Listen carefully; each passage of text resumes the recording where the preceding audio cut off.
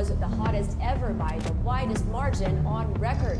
Earth has just experienced the hottest year since records began. This is the worst drought to hit South Africa. The building El Nino phenomenon will change weather from coast to coast. 12,000 square kilometers of coral are in danger of being wiped out. Food sources for many of our people in the other islands goes with it. There are climate change migrants, people who can no longer grow crops on their land. Scientists are highlighting the urgency of cutting greenhouse gas emissions.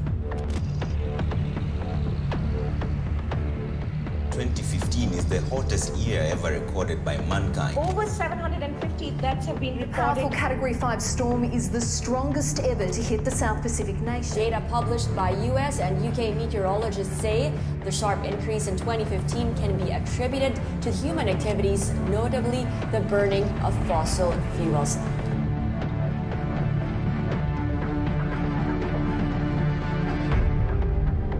We begin this news hour in Paris, where world leaders have gathered for the UN climate conference known as COP21. It's now or never to reduce the world's dependence on fossil fuels. Over the next few days, we will decide the fate of this planet. Breaking news: after years of negotiation, a climate deal has finally been reached. The real headline, the real news, is the voluntary aspect of this. Yeah, not legally binding. This is the same old thing. There's no enforcement mechanism. The original goal was to limit emissions so the planet would only warm by 2 degrees Celsius. Every scientist who has looked at the agreement say that's not going to happen. The planet will still warm by 3.5 degrees by the end of the century. And that's not nearly enough to stop the very worst impacts of climate change from impacting the planet. More needs to be done.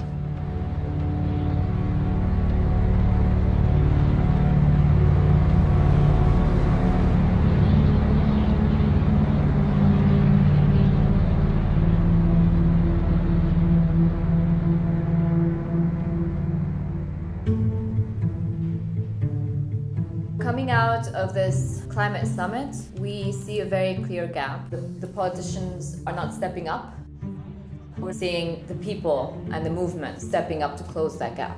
There are groups around the world organising to shut down the fossil fuel industry during May 2016. It's time that we begin to take the issues that impact our climate and our environment seriously. Break Free is a global moment where, for the first time in the movement, we're seeing a very concrete time frame when escalated actions are happening across 6 continents, targeting major fossil fuel projects with the message that the oil, gas, and coal need to be kept in the ground. It is our future. We must say no. The level of urgency is coming together very clearly worldwide. We can't wait for the politicians to catch up with that understanding. So people are basically taking things into their own hands and doing what needs to be done on the ground.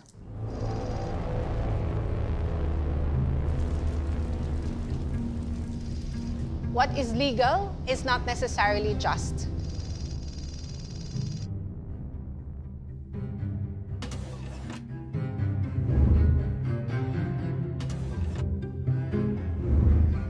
We cannot simply confine ourselves to what the law offers for us to demand a different world. I remember the time when to even distribute flyers about the issue of oil was against the law.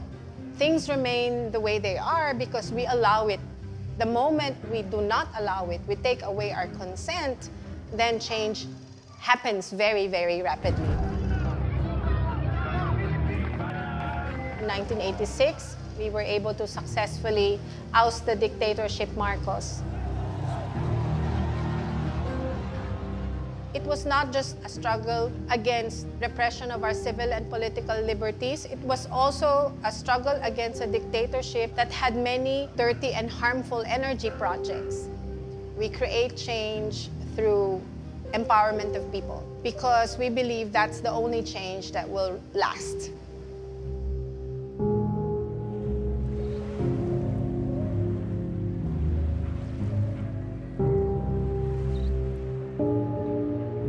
Makikita nyo siguro pagpunta nyo dito sa baybayin may pagbabago ba sa kalagayan at ng kabuhayan, ng tirahan ng mga mamamayan na siya daw unang makikinabang sa pagtatayo ng ganitong klase ng enerhiya dahil sa mga ibibigay nitong mga trabaho, kalsada, paaralan, wala ka namang makikita. Ako ngayon ay mag-aaling na po na 22 anyos pa ako nung tutulan natin simula Kiswan. Ay ilang taon na ba ako nakikibaka? Ay ngayon dumami pa. Totoo yan, tatay. Paano mawawalan ako ng pag-asa? Matitigil pa ba? Ito ay dumami pa. Hindi po tayo nag-iisa. Halos sa buong mundo po, nananawagan na ang mamamayan ng mundo na itigil na ang pagtatayo ng mga power plant. At sa Mayo, tayo ho ay lalahok sa pangmundong aksyon laban sa coal.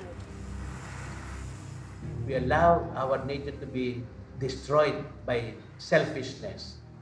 And the progress that has been achieved is only for the few. The church has to educate our people to oppose this false progress. Globalization cannot be avoided. What is globalized is materialism, consumerism, lack of care for others. What must be globalized is concern for one another. The whole world is our responsibility. Everything that we do, we are responsible before God to make our world better each day. Most changes in society come from ordinary people who band themselves together and embrace the same vision and really sacrifice for the accomplishment of their common purpose. We have to protect every individual and we have to protect our environment.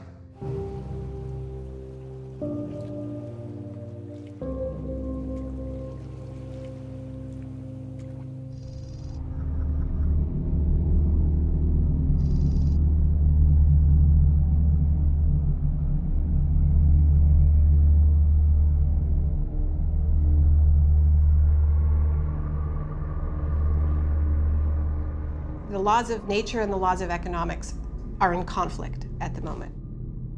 Either everything changes because the climate changes and it changes our physical world in ways that we can barely fathom, or we change our economy in fundamental ways. But the idea that there is some middle road where we continue on pretty much as is, that's actually not available to us.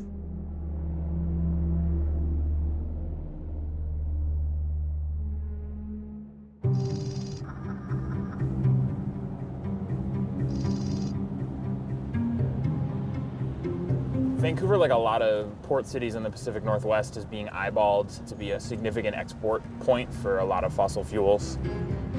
Kinder Morgan is, I think, the biggest, baddest project on the table right now.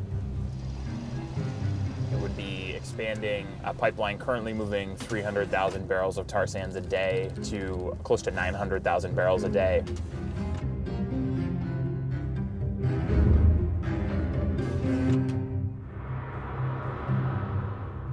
There's no way to clean up a tar sand spill in this kind of water. They're saying at best they could get, in ideal conditions, 50% cleaned up. If there's one thing about this part of the world, it's that ideal conditions are pretty few and far between. The pipeline itself crosses a lot of very important rivers for people's drinking water, for communities, for the salmon stocks, which are so important to this region, all the way as it goes back to northern Alberta, where we already know the impacts that it's having on the Athabasca River, which has become one of the most polluted waterways in the world, and the human health impacts that's having on First Nations communities downstream.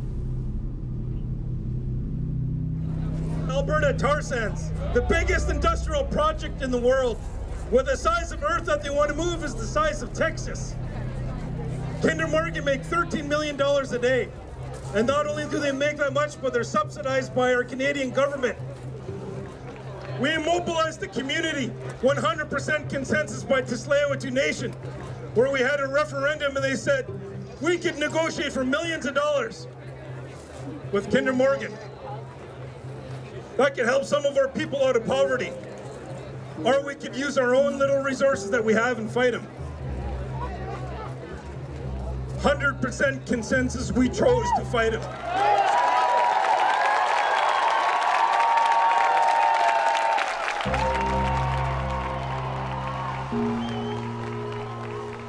So right here is home. You know, we haven't left. This is where we've been for thousands of years. 85% of our diet came from the waters behind us. We've been measuring the quality of water here for about 20 years. It's getting progressively worse. We're devastated, and what we're trying to do is rehabilitate the damage that has caused. We're going to court soon, Canada, for not consulting us on the Kinder Morgan expansion. One of the ministers said, why don't the First Nations take the money? They need it. We don't need it more than our land.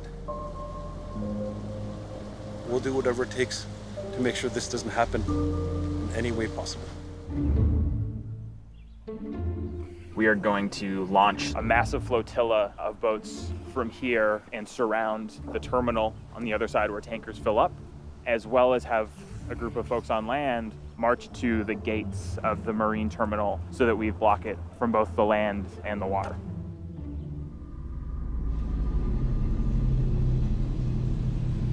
It is in a lot of ways a battle between a story of the old and a story of the new. There's a lot of powerful forces trying to make sure that the story of the old continues for as long as it can. We've seen disobedience move from being something that a few people do to a mass movement confronting the fossil fuel industry. A massive oil rig outfitted for Royal Dutch Shell's remote Arctic exploration parked in Seattle's harbor on Thursday. But not everyone is happy about it. They have convinced us progress is only made through exploitation of the earth. Everyone is coming to protest. We have scientists, ecologists, and city council members who are willing to get arrested because they understand the severity of this moment. Stand up in whatever manner you can. This is our lunch counter to sit on. This is our history to be made. We hold the world in our hands. Thank you.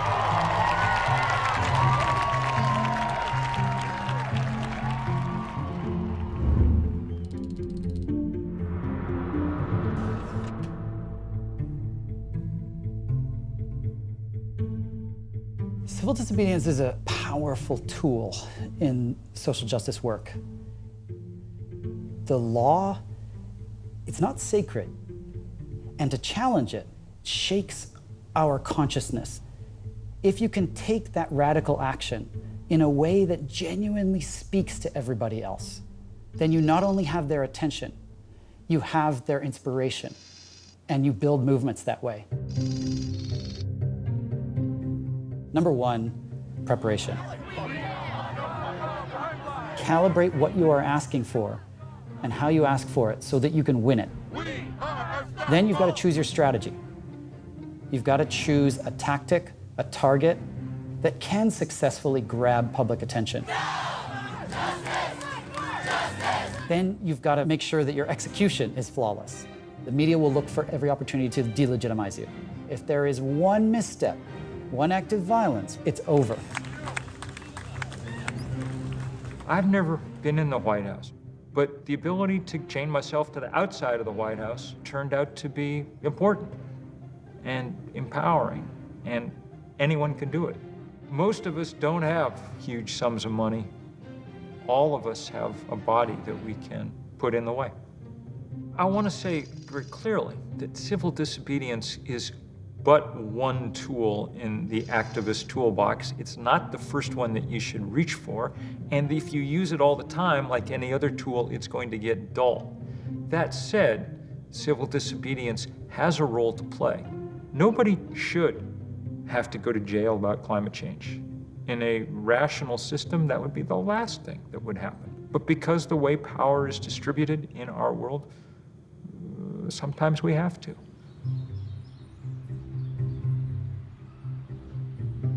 One of the central threats to democracy today is the corporate capture of government.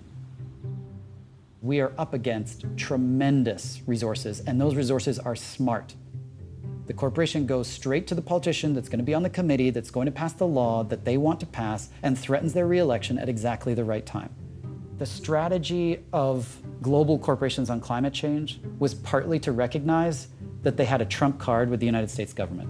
They could stand in the way of global action by blocking American action. There's a level of state failure in the United States. The legislature is bought and paid for by oil companies and other companies. We have to roll back corporate capture of our governments if we want to try and fix these problems that conflict directly with their industry bottom line. There's nothing radical about anything we're talking about. Radicals work at oil companies. If you are willing to get up in the morning and make your fortune by altering the chemical composition of the atmosphere, and you're willing to do it when scientists have told you what would happen, and once you've seen it happen, once you watch the Arctic start to melt, if you're willing to do that, then you're a radical, and our job is to try and check that radicalism. An investigation is underway into ExxonMobil. The huge oil company buried research about the effects of climate change. Reports suggest more than 30 years ago, Exxon's own scientists were taking climate change projections into account in its operational plans. Exxon was on the cutting edge of science. They wanted to be on the cutting edge of science 40 years ago on climate change.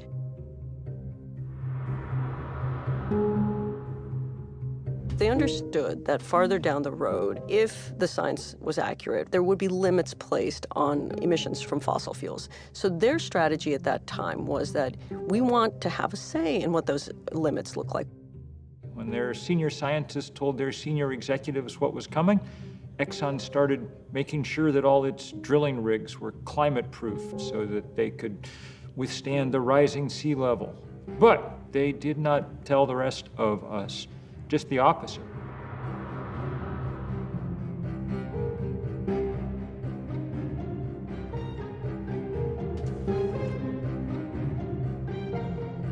Around 1989, there was a shift in the thinking at the executive level.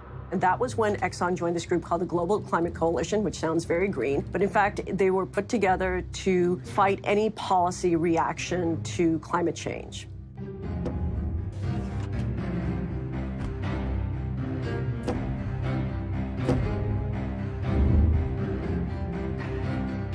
Exxon and others ended up hiring the veterans of the tobacco industry to try and make the same basic argument that the cigarette guys had made. After 3 decades of investigation, no causal link between smoking and disease has been established. Scientific evidence remains inconclusive as to whether human activities affect the global climate. It was effective, and it cost us a generation's worth of time.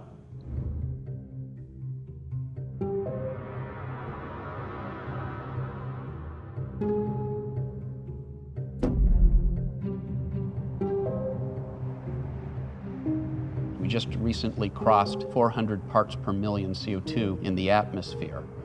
We're literally releasing all of that CO2 that got buried underneath Earth's surface over 100 million years.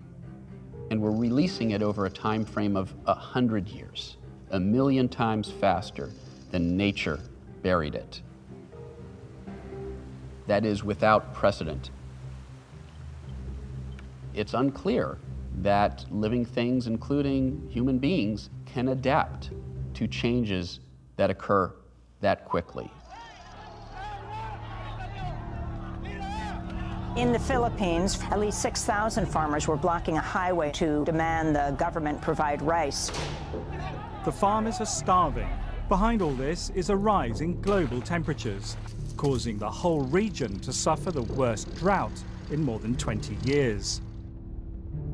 We've begun to see serious stress on the global food systems. We simply won't be able to grow enough food to feed 10 billion people in a warming world. There's a study that looks at temperatures to come in much of the Middle East. And what they found was the combination of heat and humidity for stretches of time by 2100 would not be compatible with human life. A new study published yesterday finds climate change exacerbated the worst drought ever in modern Syria, aggravating social unrest in the country and helping to push it over the brink into civil war. A record 1 million refugees and migrants have now crossed into Europe in Europe's worst refugee crisis since the Second World War.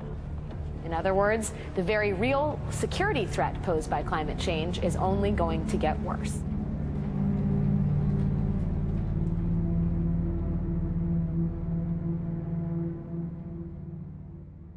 You've got to put your bodies upon the gears and upon the wheels, upon the levers, upon all the apparatus, and you've got to make it stop. And you've got to indicate to the people who run it, to the people who own it, that unless you're free, the machine will be prevented from working at all.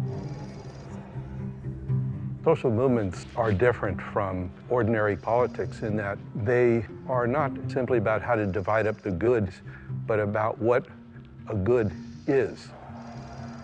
It enters a domain that goes beyond immediate self-interest into what's required of us as responsible human beings. The secret of civil disobedience is moral clarity. Gandhi said, "I am a human being first, and a citizen of my country second." He targets the fact that Indians aren't allowed to make their own salt, and has a massive salt march across India to the coast where he bends down and picks up sea salt. How could someone possibly prevent you from doing something like that? He's taken the weakest point of his opponent and targeted it to generate the most moral clarity. Different forms of civil disobedience shaped the basis of the abolition movement, the women's suffrage movement, the civil rights movement. It's time for us to say, if you don't do something about it, we will have no alternative but to engage in broader and more drastic forms of civil disobedience in order to bring the attention of the nation to this whole issue in Selma, Alabama. At the core of activism is one simple thing, and that's voice. So many people in the world, their voice is actually just not heard. The civil rights movement had a grounded belief that the first and most important thing to do was allow the people who were on the ground to be able to shape the direction and to be the front of what was happening. It was about building the capacity to organize for action and mobilizing the public to show up in support of an action. The effect of civil disobedience is often to raise the cost of business as usual, to disrupt normal processes and procedures, which makes it more costly to resist change than to agree to it.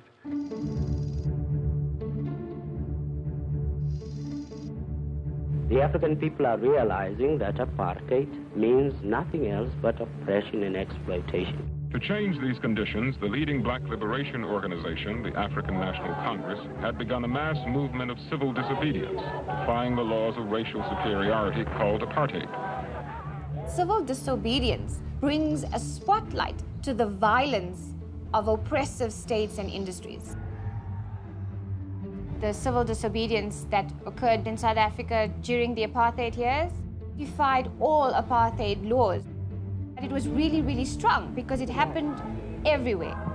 From street committees to unions, to labor movements, to student movements, everybody found an aspect of apartheid laws that affected them and then used some kind of mechanism to defy it. It didn't change overnight, and it wasn't one day of civil disobedience. It takes time, and you will have obstacles, but I really don't think there's any fight that we cannot win if we have the numbers.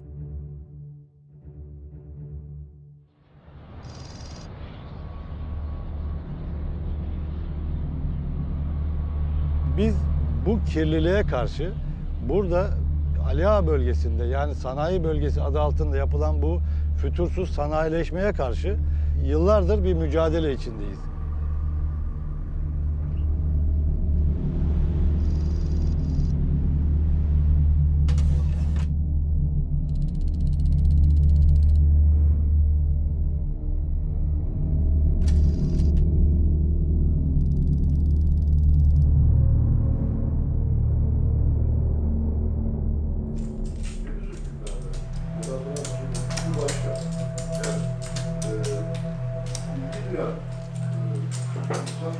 Kapitalizmin hakim olduğu bir süreci yaşadık. Genelde onu yaşıyoruz.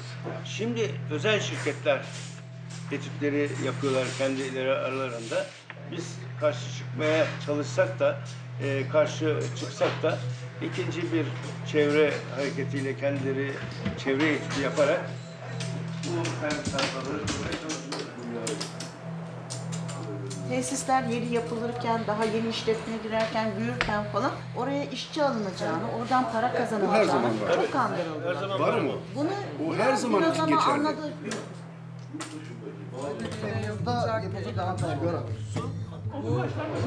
1989'un Mart'ında arkadaşlarımla birlikte belediye başkanı seçildikten sonra Ankara'dan bir çevre genel müdürlüğünden bir bayan telefon etti. Dedi ki tanışmıyoruz ama önemli olduğu için size Ali Ağa için bir kara haber vereceğim. Ali Ağa'da ithal kömüre dayalı 1000 megawatt gücünde bir termik santral kurulacak. Şili'den Kınağa kadar bütün belediye başkanlarını çağırdı. Türkiye'de vahşi kapitalizmin bir göstergesi olarak Ali Ağa'da başlayacak olan bir saldırı. Termik santral kurulmaz. Halkımız istemiyor çünkü. Termik santral alanına ağaçlarımızı, çocuklarımızla, evrim coşkunlarla, yavrularımızla dikeceğiz. Gücünüz yetiyorsa gelin sığdırın. Kulakları çınlasın, İzmir Büyükşehir Belediye Başkanı'ydı o zaman. Yüksel Çakmu ve bizim 18 belediyemiz yine bir sevgi zinciriyle protesto ettik. Aşağı yukarı 60 kilometrelik bir alanda 50 bin kişinin katıldığı bir çevre hareketi.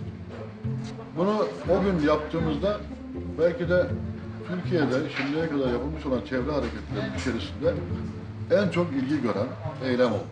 Bu sanayi, burada bizim verdiğimiz mücadele orada sadece bir termik santralı durdurabildik. Ama geniş bir alandaki sanayinin devam etmesini engelleyemedik.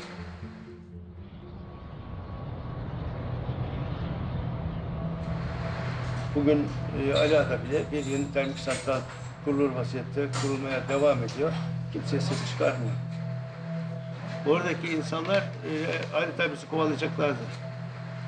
Yani bizim geçim kaynağımızı yok ediyorsunuz. Bunu açıkça söylüyorlar dediler. Benim burada kanser oluyorsunuz, ölüyorsunuz dedik. Ne olacak dedi ama işimiz yok dedi. Aç büyüyoruz. Bu yani biraz insanları açlıkla terbiye etme gibi bir şey değil mi? Ya. Ben onları iki belediye otobüsüne bindirdim, yatağına götürdüm. Yatağında nasıl etkilendiklerini anlatan bir köye var. Hatta birinin burnu tavşan burnu gibiydi. Birisinin kulağı yarımdı falan. Onlar anlattılar. Yatağın termik santralinden kaynaklanan doğum, sakat doğum oldu. Dönüşte tüm horoz yediği şeydi, eylemdi. Bir eylem planımız var. Bu eylem planımıza da Türkiye'deki fosil yakıtı karşıtı bütün yaşam savunucuları, uluslararası fosil yakıt karşıtı yaşam savunucularını buraya davet ediyoruz. Hep birlikte el ele bu fosil yakıtlardan kaynaklı kötü gidişe bir son vermek istiyoruz. Biz bu 90 ruhunu tekrardan yaşatacağız.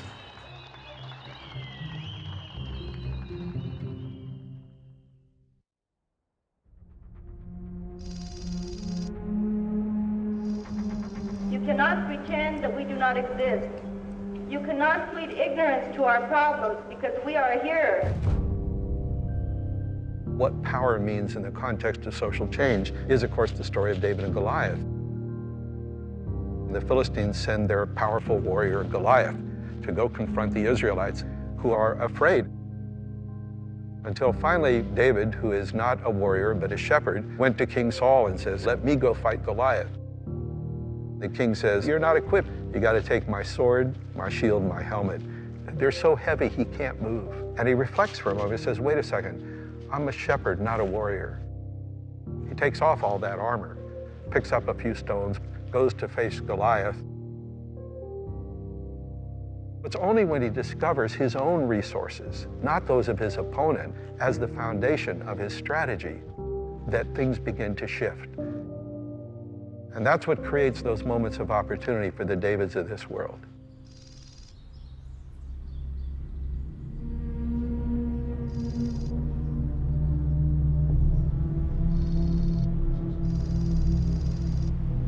Lignite has a very low energy density. That means you have to dig up a lot of it to get not that much energy. And in burning it, you emit a whole bunch of other dirt, essentially, which is why this is not just bad for the climate, it's also terrible for people's health.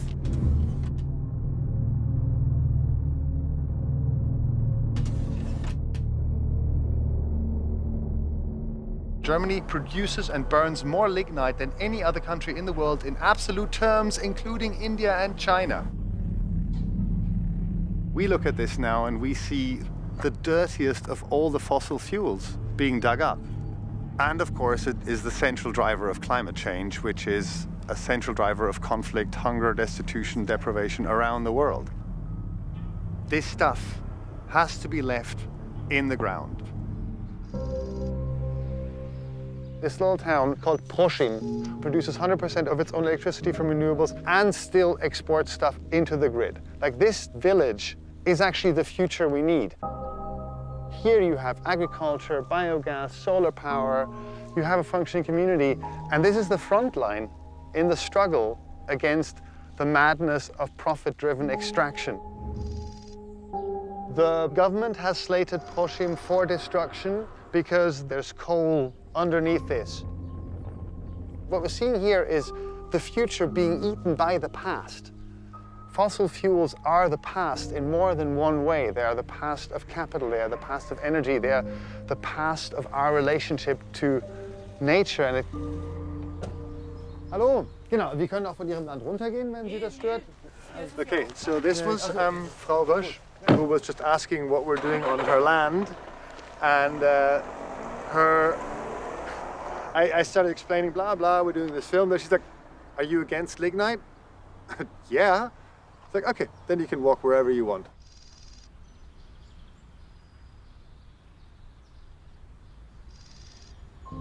Folks lived here a few years ago. This was their lives. The government said, you can't be here because we're going to dig this up because there's coal underneath. They had grown up here. They were planning to maybe die here. These kinds of images, that's also why we're doing this. There's folks here being evicted from their homes because we cannot stop destroying the environment. This cannot go on. All the political work that you're doing when you're mobilizing for a big disobedient action will ultimately be for naught if the action isn't a success in tactical terms. I'm going to tell you the situation as it was last year. Here is the open cast mine Garzweiler. This whole area was our action target. Now, there are always two kinds of obstacles that you need to bear in mind. The first is geographic, or let's call them technical obstacles. Then, second challenge, police and corporate security. Let's call these human or political problems. Our goal is not to fight the police. Our goal is to get around them, because they're not our enemy. Our enemy is the lignite production inside the pit. So when the police start forming a line, with sheer determination, we are walking through the police lines, not hitting them, not engaging them violently, but just walking through.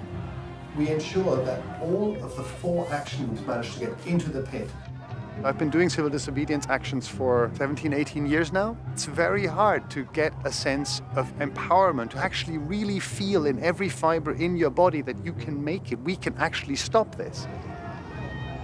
The moment when we were running towards these diggers and we saw that they were all shut down, I remember this moment of like, we've done it.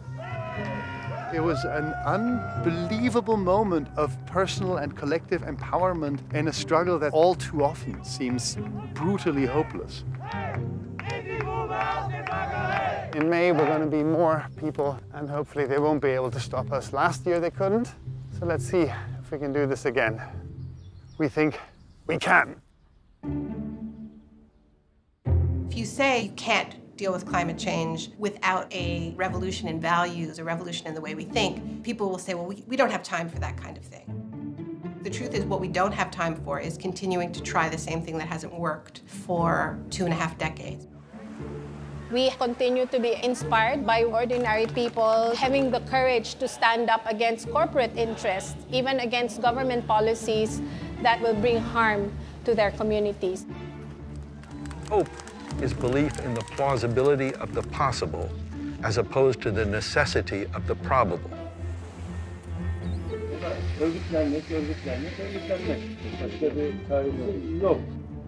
We don't have the tanks and we don't have the armed forces. Non-violent civil disobedience is me making my voice heard against a powerful force that is holding us back. Keystone turned out to be a great victory because all over the country and the world, people looked up and saw, you actually can beat big oil. It may seem impossible right now to prevent climate chaos, but social movements have shown that the limits of the possible are there to be moved. My hope is that we come out the other side of this with the global sense of a new kind of power in the climate movement. What we need are new ways to do new things. To practice civil disobedience is necessary to be able to pursue a better life for our people. Batangas now is the center of action against fossil fuel. It's quite possible that a more radical approach will bring rapid change. It's straight math. How many people are active and engaged on this issue? How hard are they pushing? How coordinated are they? It's the people who are engaged that determine what government does. And all we have is a choice to make about whether we're going to be one of those people or not. The science is pretty dark and things are changing very fast. But I am absolutely sure there is going to be one hell of a fight.